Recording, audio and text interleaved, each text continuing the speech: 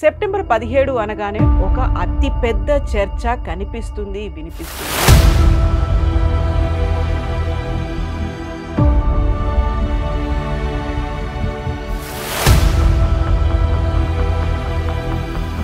విమోచన దినోత్సవం అంటే హైదరాబాద్ సంస్థానాన్ని మనం భారతదేశంలో కలపడం మాత్రమే కాదు, అప్పటిదాకా జరిగిన వాటన్నిటి కూడా అకృత్యాలు అరాచకాలు విమోచనం కలిగింది అనేటువంటి భావన. మీరు దీన్ని ఎట్లా చూస్తున్నారు? విమోచనం అనగానే మనకి హైదరాబాద్లో ఆపరేషన్ పోలో జరిగినప్పుడు నిజాం సరెండర్ చేశారు.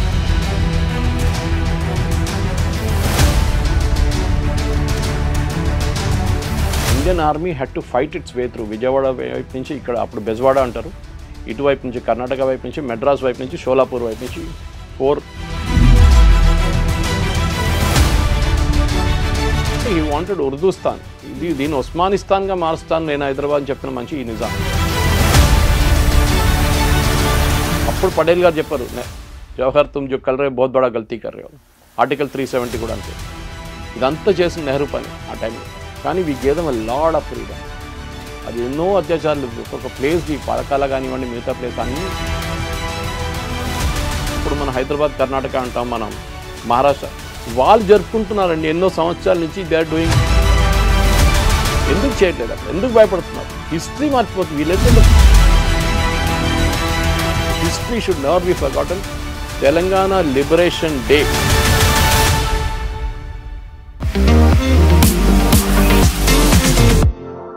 నమస్తే, నేను Kavitha. Welcome to I dream news and నిజాలు. సెప్టెంబర్ 17 అనగానే ఒక అతి పెద్ద చర్చ కనిపిస్తుంది వినిపిస్తుంది. అందులోనూ ప్రధానంగా హైదరాబాద్ సంస్థానం భారతదేశంలో విలీనం అయిందా, విమోచనం జరిగిందా, ఇందులో విద్రోహం అనే మాట కూడా ఎందుకని వినిపిస్తోంది? ఎందుకని సెప్టెంబర్ 17ని లిబరేషన్ డేగా మాత్రమే జరుపుకోవాలి అనేటువంటి భావన ఎందుకని పెరుగుతోంది? మనతో పాటుగా ఉన్నారు సీనియర్ జర్నలిస్ట్ సురేష్ కొచ్చాతిల్ గారు.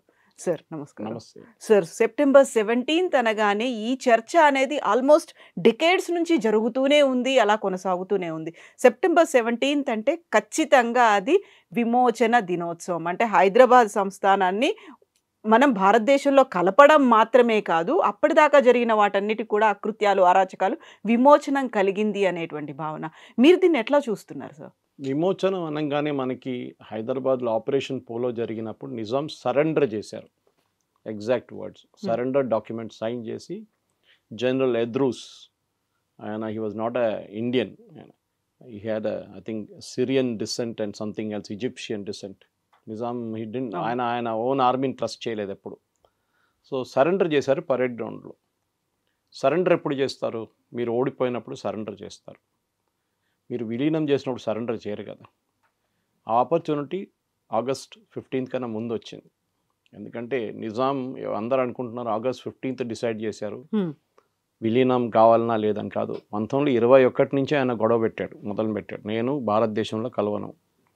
బ్రిటిష్ వాళ్ళు కూడా చెప్పారు క్లియర్గా, I will not join the Indian union. అప్పుడు కూడా సర్దార్ పటేల్ గారు ఇంత 620 ప్రిన్స్లీ స్టేట్, దాంట్లో 550 పెద్ద స్టేట్స్ అని చెప్పుకోవచ్చు. పెద్ద అంటే మీడియం అండ్ స్మాల్. కానీ 4 స్టేట్స్కే ప్రాబ్లం వచ్చింది. దానికోసం ఈ విలీనం అంటే విలీనం అందరూ అయిపోయారు. మిగతా వాళ్ళందరూ సంతకం పెట్టేసి, mister Menon, he was secretary to Sardar Patel. Sardar Patel గారు ఆలోచించండి ఎంత డీటెయిల్గా జరుగుంటుంది. ఒక సంవత్సరం లోపల, వితిన్ సంవత్సరం కూడా దొరకలేదు వాళ్ళకి time. British parliament resolution pass చేసిన తర్వాత బహుశా 6 నెలలు ఎంత ఉండే అంతే, క్లెమెంట్ అట్లీ గవర్నమెంట్ టైంలో. ఆ టైంలో పాస్ ఓవర్ చేసి అన్నీ ఒక్కొక్క సంస్థానానికి వెళ్ళి స్టేట్తో కూర్చి వాళ్ళు రాజు, చిన్న చిన్న రాజులు, ఒకటి మన శ్రీనగర్ కాలనీ సైజు ఉంటుంది ఒకటి అంతే, వాడు రాజు, అక్కడది రాజు. నేను రానుపోయంటే ఏం చేస్తారు? అక్కడ ఒక పాకిస్తాన్ వచ్చేస్తుంది అడమిట్లో భారతదేశం లోపల. సో ఇట్లా అందరి దగ్గర సంతకం తీసుకొని 4 రాష్ట్రాలే మిగిలింది. టెక్నికలీ స్టేట్స్ అంటారు దాన్ని. అప్పుడు కూడా కంట్రీ అని రికగ్నైజ్ చేయలేదు మనం. ట్రావెన్కోర్ ఒకటి, జూనాగఢ్, కశ్మీర్ అండ్ హైదరాబాద్. దీంట్లో ట్రావెన్కోర్తో మొదలు పెడదాం మనం. ట్రావెన్కోర్లో ఏం జరిగిందంటే, అక్కడ దివాన్ గారు ఉన్నారు, రామస్వామి అయ్యారు.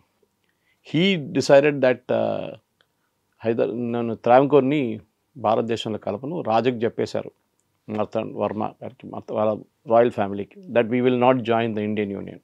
సో ఏం చేస్తారు, ఇండియన్ యూనియన్ జాయిన్ చేయకపోతే అక్కడ ప్రజలందరూ రోడ్డు మీదకి వచ్చేసారు, గొడవ చేయడం మొదలుపెట్టారు. బికాజ్ రామస్వామి అయ్యారు అనే క్యారెక్టరే వాళ్ళకి నచ్చదు అసలు. Is a very unpopular character ఉండే.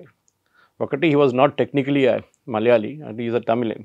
ఎనీవే అక్కడ పాలకాడ్ సైడ్ నుంచి వచ్చిన వాళ్ళందరూ మలయాళీ అనుకుంటారు అక్కడ. So that's not an issue. కానీ రాజా ఏం చెప్పారంటే sorry I have to join the Indian Union అనగానే ఈయన పారిపోయాడు అక్కడి నుంచి. And Travancore became a part of Indian Union. Junagadh ఇటువైపు గుజరాత్లో జునగఢ్ రాజా అగైన్ సేమ్ థింగ్, హిందూ, ఆయన ఒక ముస్లిం రూలింగ్ హిందూ ప్లేస్. ఆయనకు కూడా ఇదే కళలు ఉండే, పాకిస్తాన్లో చేరిపోతాను, పాకిస్తాన్తో ఉంటాను. హిస్ సెకండ్ ఇన్ కమాండ్, ఆయన ప్రధానమంత్రిగా ఉన్న మనిషి జుల్ఫికర్ అలీ భుట్టో వాళ్ళ ఫాదర్ ఆ టైంలో. ఆయన ఇంకా పిల్లలు పెట్టాడు, మనం చేరకూడదు భారతదేశం. ఫైనలీ సర్దార్ పటేల్ గారు అల్టిమేటం ఇచ్చారు. ఇదంతా జరిగింది 47 తర్వాత ఇమీడియట్గా. నేను సీక్వెన్స్గా తీసుకొస్తున్నాను. యాక్చువల్లీ ఫస్ట్ జరిగింది కాశ్మీర్లో, జమ్మూ కాశ్మీర్లో 47లోనే సంతకం పెట్టారు. కానీ it got delayed by few days. దాంతో పాకిస్తాన్ వచ్చి ఒక పోర్షన్ తీసుకెళ్ళిపోయారు అప్పుడు దాకా. అప్పుడు రాజా హరి సింగ్ ఉన్నారు. Accession, that is a different word. ఈ జాయిన్ ద ఇండియన్ యూనియన్, సంతకం పెట్టారు. అది కాదు కదా జరిగింది. జూనగఢ్ పారిపోయాడు, సంతకం పెట్టే క్వశ్చనే లేదు. అండ్ దెన్ ట్రావెంకోర్ సంతకం పెట్టి జాయిన్ చేశారు ఇండియన్ యూనియన్లో. కొన్ని కండిషన్సే పెట్టారు వాళ్ళు. అక్కడ ఉన్న మహారాజా అయినా అంటే పద్మనాభ స్వామి గుడి, అది it should not be under the control of the government, మేము చూసుకుంటాం గుడిని. They agree. అప్పుడు సర్దార్ పటేల్ గారు very magnanimous. Kashmir sort out అయిపోయింది. కశ్మీర్లో రాజా హరిసింగ్ సైన్ చేశారు. Kashmir is exactly opposite Hyderabad.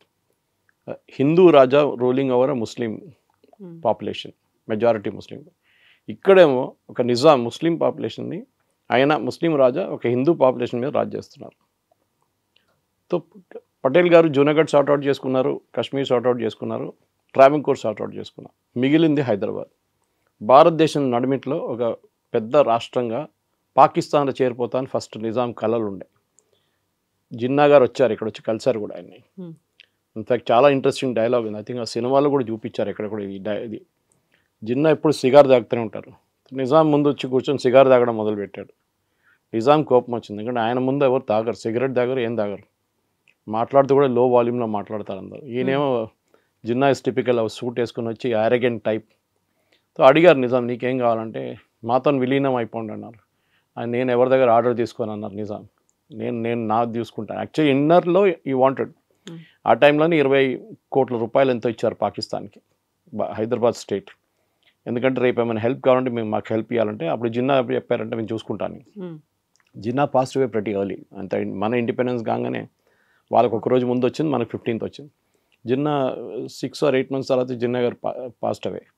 కానీ హైదరాబాద్ ప్రాబ్లం ఎక్కడ మొదలైందంటే నిజాంకి ఎప్పుడు ఒక ఈగో ఉండే.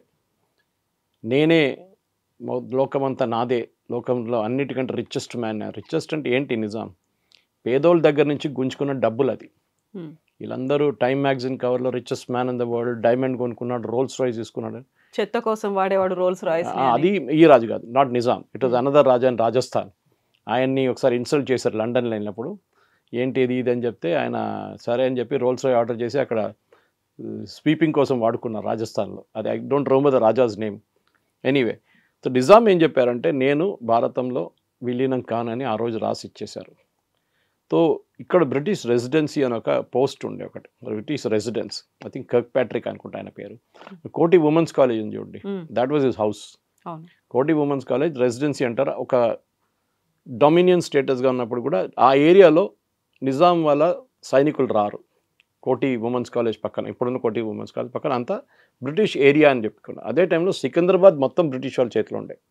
ట్యాంక్ బండ్ యువతల కంప్లీట్గా మీరు ఇప్పుడున్న విక్రమ్పురి కానీ కార్ఖానా కానీ Trimulgherry was the main thing. Trimulgherry, Bolarum, Alwal ఇదంతా బ్రిటిష్ వాళ్ళ కంటోన్మెంట్ ఉండే. ఇప్పుడు కూడా మీరు వెళ్తే అన్ని బ్రిటిష్ బిల్డింగ్లు కనిపిస్తాయి. విన్స్టన్ చర్చిల్ ఇక్కడ హైదరాబాద్లో సికింద్రాబాద్లో ఉన్నప్పుడు ఉన్న ఇల్లు కూడా ఇప్పుడు కూడా ఉంది. ఆర్మీ వాళ్ళు మెయింటైన్ చేస్తున్నారు బాగా. చర్చిల్స్ డెన్ అని పిలుస్తారు.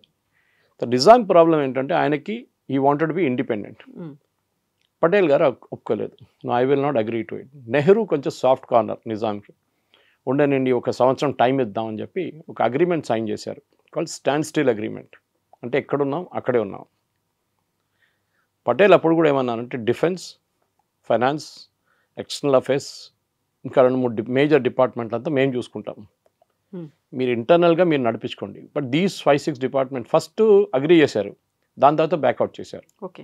ఎందుకంటే నిజాం దగ్గర కూడా ఆయన డిసిషన్ మేకింగ్ అంటే ఒక స్టేబుల్గా ఉంటాడు, ఒక అనదర్ వర్షన్ ఆఫ్ ట్రంప్ అనమాట. ఒకరోజు ఒకటి చెప్తాడు, నెక్స్ట్ డే ఇంకోటి చెప్తారన్నమాట.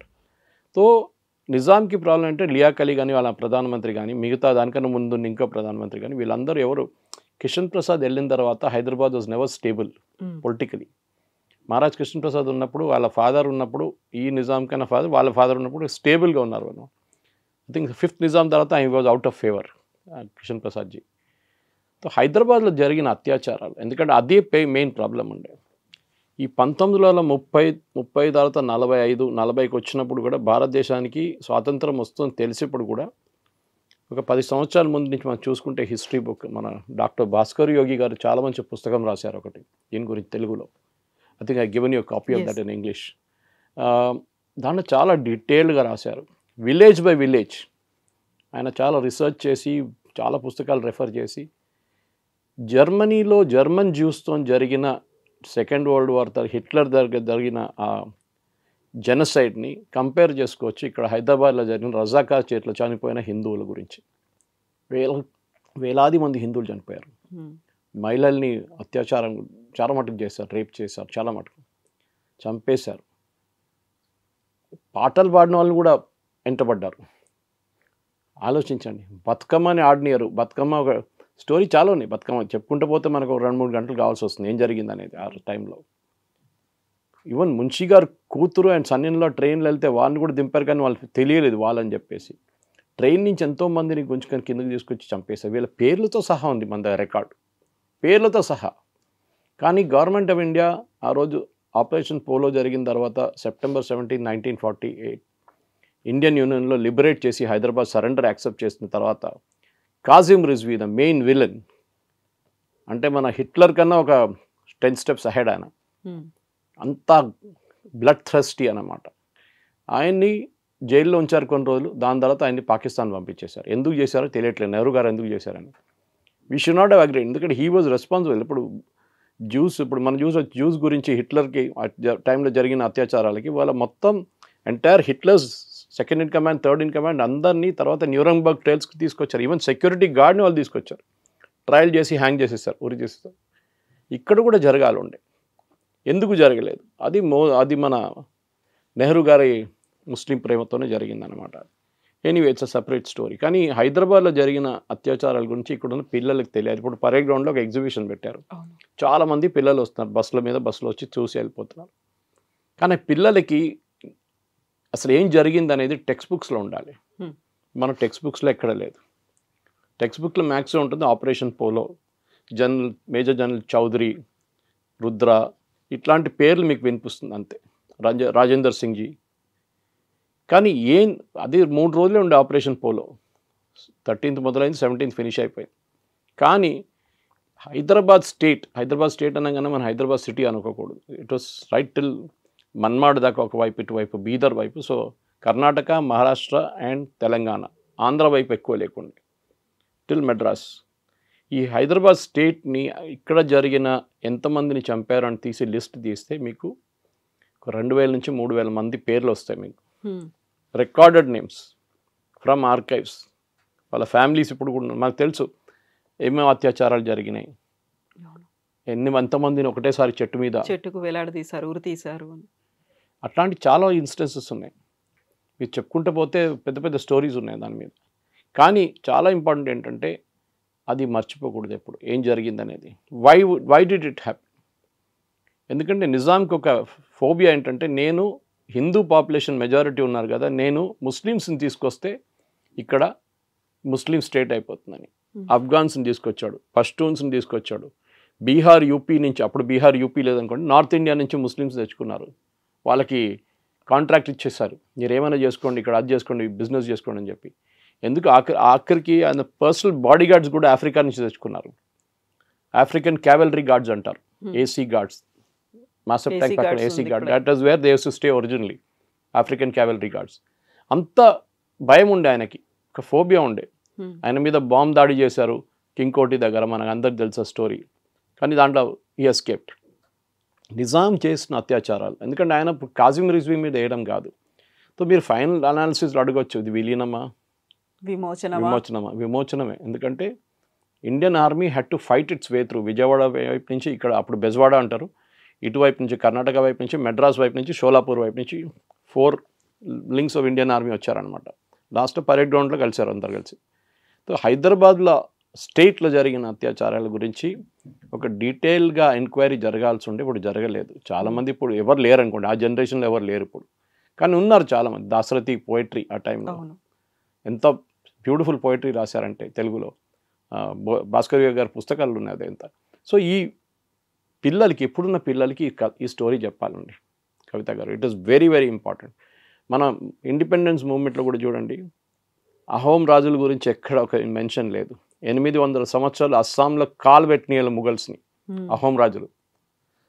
ఇక్కడ రాణి అబ్బక్క ఉల్లాల్ మ్యాంగ్లూర్ దగ్గర మొత్తం 3000 మంది పోర్చుగీస్ని చంపినాను, ఎక్కడ ఆమె మెన్షన్ లేదు. ఇది మన హిస్టరీ. ఎవరు రాశారు మన హిస్టరీ? ఇర్ఫాన్ హబీబు, రొమీలా థాపర్ లాంటి వాళ్ళు లెఫ్టిస్ట్. ఇక్కడ కూడా లెఫ్టిస్ట్, ఎందుకంటే ఆంధ్ర మహాసభ గురించి ఇక్కడ మన అందరికి తెలుసు. హైదరాబాద్ స్టేట్లో ఆ టైంలో స్వామి రామానంద తీర్థ కాంగ్రెస్ చీఫ్గా ఉండి ఆయన చేసిన పోరాటాలు చాలా ఉన్నాయి. కానీ ఇక్కడ అందరికన్నా దుర్మార్గం పనిచేస్తున్న కమ్యూనిస్ట్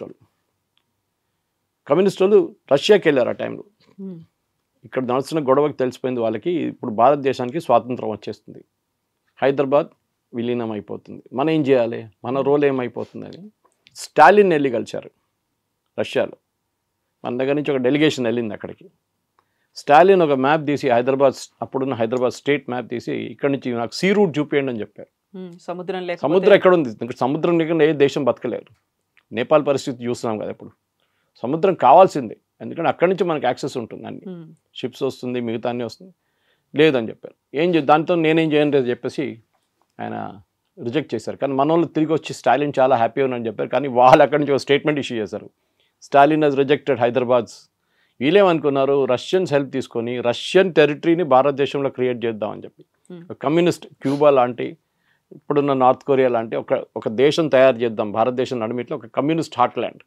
నిజాం ఏమో ఇస్లామిక్ అంటున్నారు, ఈయనేమో కమ్యూనిస్ట్ అంటున్నారు. నిజాం ప్రాబ్లం ఏంటంటే ఆయన క్యాలిఫేట్ క్లెయిమ్ చేస్తున్నారు. ఆల్రెడీ టర్కిష్ క్యాలిఫేట్ పోయింది ఆ టైంకి.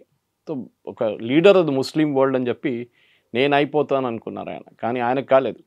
ఇప్పుడు చాలామంది అంటారు నిజాం రైల్వే ట్రాక్లు కట్టారు, కాయిన్స్ ఇంట్రొడ్యూస్ చేశారు, మింట్ కాంపౌండ్ దగ్గర ఎలక్ట్రిసిటీ స్టేషన్ పెట్టారు.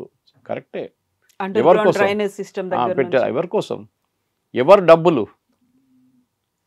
చాలా మట్టుకు మీరు చూస్తే బ్రిటిష్ వాళ్ళతో చేపించారు ఇదంతా. ఇప్పుడు బొలారం రైల్వే స్టేషన్ ఉంది, చాలామంది అడుగుతారు బొలారం పేరు ఎట్లా వచ్చిందని. అప్పుడు రైల్వే ట్రాక్ ఎత్తుకుని పోతున్న వాళ్ళని, వాళ్ళు చాలా హెవీ ఉంటుంది కదా, మెషిన్ ఏం లేదు ఆ టైంలో, ఎత్తుకెళ్ళాలి రైల్వే ట్రాక్, పెద్ద పెద్ద పట్రీలు, బోలోరామ్ అంటారు వాళ్ళు. సో అట్లా చెప్పుకుంటే అది బొలారం అయిపోయింది అక్కడ.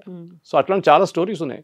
సో బ్రిటిష్ వాళ్ళు డెవలప్ చేసింది చాలా మటుకు ఇన్ఫ్రాస్ట్రక్చర్ మన దగ్గర ఉంది. కానీ హైదరాబాద్లో జరిగిన అత్యాచారాలకి ఇవాళ దాకా ఎవరు జవాబు చెప్పట్లేదు. ఇప్పుడు ఓవైసీ గారు ఏమంటారంటే, యాక్చువల్లీ ముస్లిం చంపారు చాలామంది, సుందర్లాల్ కమిషన్ అని చెప్పి ఏదో కమిషన్ పెట్టారు నెహ్రూ. ఆ కమిషన్ రిపోర్ట్ని మీరు బయటికి తీయండి, దాంట్లో ముస్లిమ్స్నే హిందువులు చంపారని చెప్పి. అది ఎట్లా అవుతుందండి?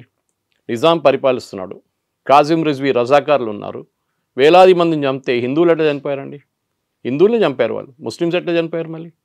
అది ఏమైందంటే ఇండియన్ ఆర్మీ వస్తున్నప్పుడు ఇండియన్ ఆర్మీ చాలామంది రజాకార్లని చంపారు. విజయవాడ వైపు కానీ బెజవాడ వైపు నుంచి వచ్చినప్పుడు కానీ ఇక్కడ బీబీ నగర్ దగ్గర చాలా మటుకు బ్రిడ్జులు వీళ్ళు పేల్చడానికి ట్రై చేశారు. దాంట్లో చాలామంది వాళ్ళే చనిపోయారు, బాంబులు ముందే వెళ్ళిపోయింది అనమాట. అది కాకుండా బీదర్ ఎయిర్ ఫోర్స్ దాని మీద బాంబింగ్ చేశారు ఇండియన్ ఎయిర్ ఫోర్స్. అప్పుడు ఇండియన్ ఎయిర్ ఫోర్స్ చాలా న్యూ కానీ కొత్తదండి, అప్పుడు ఒక సంవత్సరం కూడా కాలేదు. సో మన in fact the commander of the operation butcher was a Britisher, and ఆయన పటేల్ గారు పిలిచి హైదరాబాద్లో ఆపరేషన్ పోలో స్టార్ట్ చేయండి అని చెప్పారు. అప్పుడు ఈయనేమన్నారు, నా 13th స్టార్ట్ ఎట్లా చేస్తాం సార్, 13th అన్లక్కీ నెంబర్ అని చెప్పారు. సో గుజరాతీస్కి 13 is a lucky number. Patel గారు చెప్పారు 13th ఎందుకు, మాకు లక్కీ నెంబర్ ఇవాళ స్టార్ట్ చేసుకోని చెప్పారు ఆపరేషన్ పోలో. నీకు అంత ప్రాబ్లం ఉంటే 12వ తారీఖు స్టార్ట్ చేద్దాం అన్నాను. బుచ్చర్ అగ్రీ చేయలేదు. Bucher said no, I will not participate. అనగానే పటేల్ గారు రాజేందర్ సింగ్కి కమాండ్ ఇచ్చారు, యు గో అని చెప్పారు. ఇప్పుడు కూడా బొలారంలో యాప్రాల్ వైపు పెద్ద ఇన్స్టిట్యూట్ ఉంది, ఆర్ఎస్ఐ ఇన్స్టిట్యూట్ ఉంది, Rajender Singh institute is named after him. So హైదరాబాద్లో జరిగిన ఆ అల్లర్ల గురించి ఇక్కడున్న ప్రజలకి అస్సలు ఏ ఐడియా లేదు. కే ముంచి గారు ఒక బుక్ రాశారు, దాన్ని తెలుగు ట్రాన్స్లేషన్ చేసి రాకా సుధాకర్ గారు రేపు అనుకుంటాను 17th రోజు భద్రకా కాలేజీలో ఫంక్షన్ పెట్టారు, రిలీజింగ్ దాన్ని, తెలుగు వర్షన్ అనమాట. ఇది చదవాలండి. ఇట్లాంటి బుక్లు, భాస్కర్ యోగి బుక్లు కానివ్వండి, రాకా సుధాకర్ గారు ట్రాన్స్లేట్ చేసిన కేఎం మున్షి గారి బుక్ అని అందరూ చదవాలి. ఎందుకంటే KM Munshi was Hyderabad agent, Indian government agent in Hyderabad. మనందరూ తెలుసు, భారతీయ విద్యాభవన్ స్టార్ట్ చేసింది మున్షి గారు. ఆ టైంలో కూడా సైనిక్పురి దగ్గర చాలా పెద్ద స్కూల్ కట్టారు ఆయన అది ఆ టైంలో. సో మనం హైదరాబాద్ డిస్ప్యూట్ లేదు, విలీనం కాదు, విమోచనమే జరిగింది. కానీ ఏం జరిగిందనేది 10 మంది చెప్తేనే అందరికి అర్థమవుతుంది. ఎన్ని అత్యాచారాలు చేస్తారు, బీబీనగర్ దగ్గర ఏం చేశారు ఆ రోజు, ఎన్ని. ఇప్పుడు కూడా మీరు అనుకుంటారు మస్జిద్ ముందెళ్ళి పాట పాడకూడదు అని చెప్పి గొడవ ఇప్పుడు కూడా నడుస్తుంది చాలా చోట్ల. ఇది 1920లో కూడా ఈ ప్రాబ్లం ఉండే, అప్పుడు కూడా గొడవ నడుస్తుండే. ఎప్పుడు హిందూస్కి రైట్స్ లేకుండే, అప్పుడు వీళ్ళకే రైట్స్ అంతా. ఎందుకంటే ఏమైనా అంటే పోలీసు వాళ్ళంతా వాళ్ళ చేతిలో ఉన్నారు, గవర్నమెంట్ నిజాందే, నిజాం వాజ్ పవర్లెస్, గవర్నమెంట్ నడిపిస్తుంది రజాకార్, నడిపిస్తుంది కాజిం రివ్యూ చెప్పిన మాటలు అందరు వింటారు. Even Liaquat Ali last prime minister of హైదరాబాద్ని అపాయింట్ చేసింది కాజిం రిజ్వీ. ఆలోచించాను, అంత పవర్ఫుల్ ఉన్నారు ఆయన ఆ టైంలో. నిజాంకి సరెండర్ చేయడానికి మన ఆల్ ఇండియా రేడియో, మన పబ్లిక్ గార్డెన్స్ ముందు ఆల్ ఇండియా రేడియోలో, డెక్కన్ రేడియో దాని పేరు, ఆ టైంలో అనౌన్స్ చేయడానికి వెళ్ళారు, నేను సరెండర్ చేస్తున్నాను అని చెప్పి. ఆపారు కాజిం రిజ్వీ, మీరు సరెండర్ చేయకూడదు అని చెప్పేసి. ఆలోచించండి, అంత పవర్ఫుల్ ఉండే ఆయన.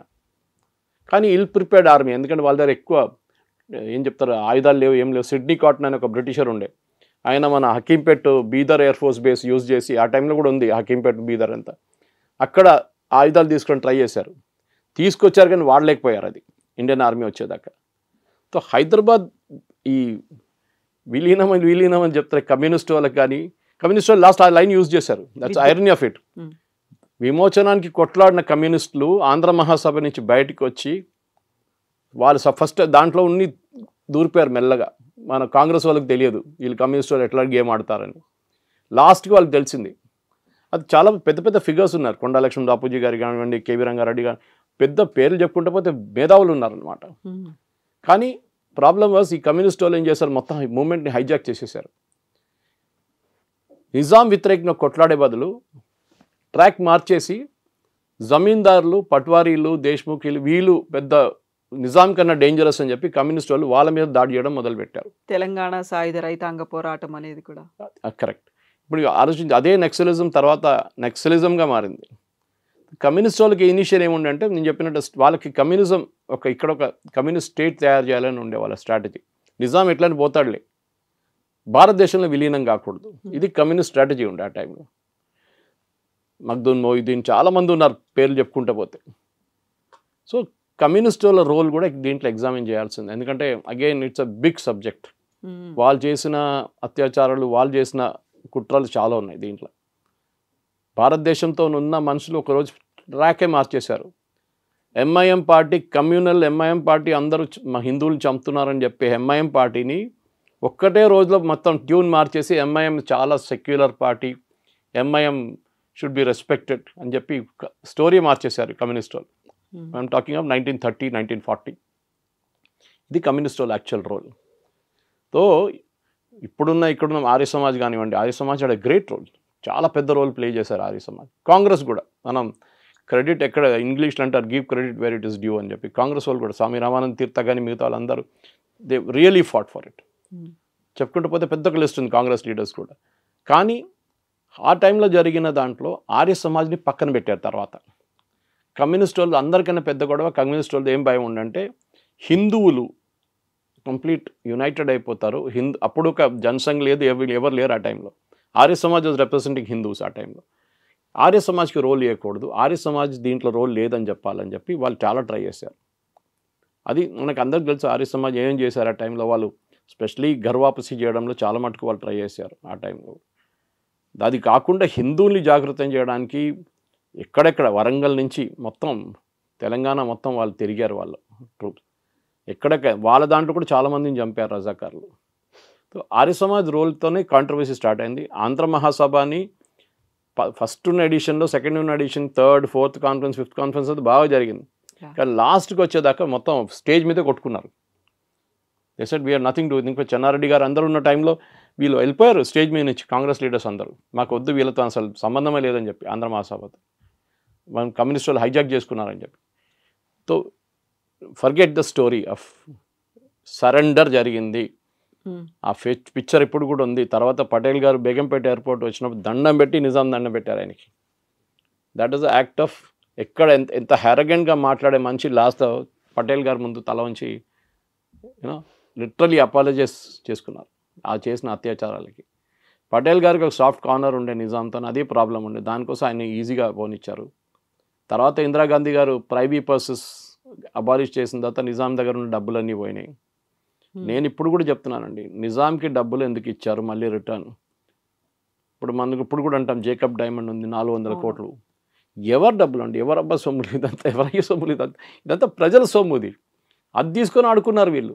ఇప్పుడు ఆలోచించండి, ఇప్పుడు ఇండియాలో భారతదేశంలో ఉన్న గవర్నమెంట్ ప్రజల డబ్బులు అన్నీ తీసుకొని డైమండ్లు కొనడము, గోల్డ్ కొనడము, రోల్స్ రాయిస్ కొనడం పెట్టుకుంటే ఎట్లా ఉంటుందండి? పేదోళ్ళు ఇక్కడ తెలంగాణ వైపులో ఆ టైంలో తినడానికి తిండి లేదు. మీరు పండించిన పంటకి ఒక పార్ట్ నిజాంకి వెళ్తుంది, లేకుంటే అక్కడున్న పట్వారీలు, పటేళ్ళు, దేశ్ముఖ్లు వాళ్ళకి జమీదారులకు పోతుంది. హైదరాబాద్లో జాగీర్దార్ కాలేజ్ పెట్టారు, ఇప్పుడు హెచ్పిఎస్ హైదరాబాద్ పబ్లిక్ స్కూల్. వాళ్ళకి కావాల్సిన ఇన్ఫ్రాస్ట్రక్చర్ అన్నీ క్రియేట్ చేసుకోండి. నిజాం కాలేజ్, ఉస్మానియా యూనివర్సిటీ పెట్టారండి, Urdu medium. Why Urdu medium? Telugu ఏమైందండి? తెలుగు ఎందుకు పెట్టలేదు? వందే మాత్రం రామచంద్రరావు గారి పేరు ఎవరు మర్చిపోరు. అండ్ అదే చెప్తాను, నాకు సడన్గా ఈ అడిగినప్పుడు రీకలెక్ట్ చేయడానికి ఇన్ని పేర్లు మైండ్ నుంచి రావట్లేదు. ఆ రోజు కొట్లాడిన చాలామంది, నరసింహారావు గారు ఉన్న ఎడ్యుకేషన్ కూడా ఆ టైంలో ఉస్మాన్ యూనివర్సిటీలో జరిగింది. ఎందుకు ఉర్దూ? ఎందుకంటే హీ వాంటెడ్ ఉర్దూస్తాన్, దీన్ని ఉస్మానిస్తాన్గా మారుస్తాను నేను హైదరాబాద్ అని చెప్పిన మంచి ఈ నిజాం. కానీ ఆయన కళ్ళల మీద మొత్తం పోయింది ఈ ఆపరేషన్ పోలోతో. ఎందుకని ఎప్పుడు అనుకోలేదు పటేల్ గారు ఇట్లాంటి ఒక డిసిషన్ తీసుకుంటారు. ఎందుకంటే Nehru was supporting him all through. Nehru ఎప్పుడు చెప్పారు నిజాంకి ఏం కాదులే అని చెప్పి.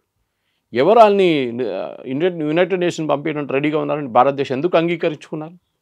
అక్కడే అబ్జెక్ట్ చేయాలండే, that you cannot go to United Nations, you are a part of India అని చెప్పలేదు. నెహ్రూ గారు సాఫ్ట్ కార్నర్. కశ్మీర్ మన దగ్గర నుంచి ఇప్పుడు పోయిన పాకిస్తాన్ ఆక్యుపైడ్ కశ్మీర్, ఆ రోజు 2 రోజుల ముందు డిసిషన్ తీసుకుంటే ఆ టెరిటరీ మన చేతిలో ఉంటుండే. అప్పుడు పటేల్ గారు చెప్పారు, జవహర్ తుమ్ జో కల్ రే బహుత్ బడా గల్తీ కర్ రే. ఆర్టికల్ 370 కూడా అంతే. ఇదంతా చేసిన నెహ్రూ పని ఆ టైంలో.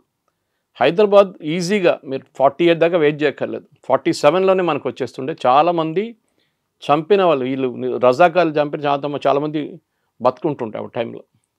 కానీ we gave them a lot of freedom. అది ఎన్నో అత్యాచారాలు ఒక్కొక్క ప్లేస్ది, పరకాల కానివ్వండి, మిగతా ప్లేస్లు అన్నీ, దాన్ని ఇప్పుడున్న పిల్లల్ని తీసుకెళ్ళి అక్కడ తీసుకెళ్ళి చూపించాలండి. తెలంగాణలో ఈ స్కూల్లో పిల్లల్ని తీసుకెళ్ళండి, వాళ్ళకి చూపించండి ఇక్కడ జరిగింది, చెట్టు మీద ఎంతమందిని ఎక్కించారని చెప్పేసి, ఎంతోమందిని ఊరేసి అక్కడ చంపారు అనేది. అది కదా, that history is not known today. ఇప్పుడు పిల్లలకి తెలియదు అదంతా, ఎందుకంటే దాచిపెట్టేస్తారు. ఎందుకంటే అప్పుడే కమ్యూనల్ అయిపోతుంది. దానికోసం ఈ డిబేట్ అంతా ఎందుకు, విలీనమా అదా ఇది, ఎందుకంటే ఇప్పుడు కూడా రజాకార్ అంటే ఎంఐఎం అంతా సేమ్ కనెక్షనే కదా వాళ్ళది. Owaisi is a sophisticated Razakar అంతే, ఇంకేం లేదు. What ever said and educated barrister అట్లా. సో ఆయన మాట్లాడుతున్నారు, అందరికి అనిపిస్తుంది చాలా మంచి ఎడ్యుకేటెడ్, మంచి. మోదీ గారు పంపించారు ఆయన్ని అబ్రాడ్ ఆపరేషన్ సింధూర్ తర్వాత. It's all correct. కానీ హిస్టరీ ఎప్పుడు మర్చిపోకూడదు. వాళ్ళ పూర్వీకులు ఏం చేస్తారు మన మీద, హిందువుల మీద ఎంత అత్యాచారాలు చేశారు, మన మహిళలు ఎంతమంది చెప్పారు. ఆ పాట మర్చిపోకూడదు, బండెనక బండి కట్టి 16 బండ్లు కట్టి అని. అది ఎక్కడి నుంచి వచ్చింది అంతా? There is a dispute on who road the song, అది డిఫరెంట్. అందరూ తెలిసి ఎవరు రాశారంటే దాని తర్వాత కమ్యూనిస్ట్ వాళ్ళు అక్కడ కూడా క్రెడిట్ కొట్టడానికి ట్రై చేశారు వాళ్ళు. సో అప్పుడున్న అరెగెన్స్ కోసం, అప్పుడున్న మీరు ఇది కేరళలో చూడండి, అక్కడ జరగలేదు. ఇది తమిళనాడులో మీరు విన్నారు, అక్కడ లేదు ఈ ప్రాబ్లం. ఇది ఉన్నది తెలంగాణ రీజన్, అంటే బేసిక్లీ మన ఓల్డ్ హైదరాబాద్ స్టేట్. ఇప్పుడు మన హైదరాబాద్ కర్ణాటక అంటాం, మనం మహారాష్ట్ర. వాళ్ళు జరుపుకుంటున్నారండి ఎన్నో సంవత్సరాల నుంచి. దే ఆర్ డూయింగ్ విమోచన దినం. మన దగ్గర ఇక్కడ పెట్టమంటే ఏడుస్తున్నారు. బీజేపీ వచ్చిన తర్వాత, మోదీ గారు వచ్చిన తర్వాత పెట్టారు. ఇప్పుడు అది కూడా వాళ్ళు వచ్చిన తర్వాత చాలా సంవత్సరాల తర్వాత పెట్టారు ఒఫీషియల్ ఫంక్షన్గా. ఎందుకు చేయట్లేదు అప్పుడు? ఎందుకు భయపడుతున్నారు? గోవా లిబరేషన్ జరిగిందండి, 60s జరిగింది. గోవా చాలా తర్వాత ఇండియాలో వచ్చింది. అక్కడ కూడా ఆర్మీని యూజ్ చేయాల్సి వచ్చింది మనకి.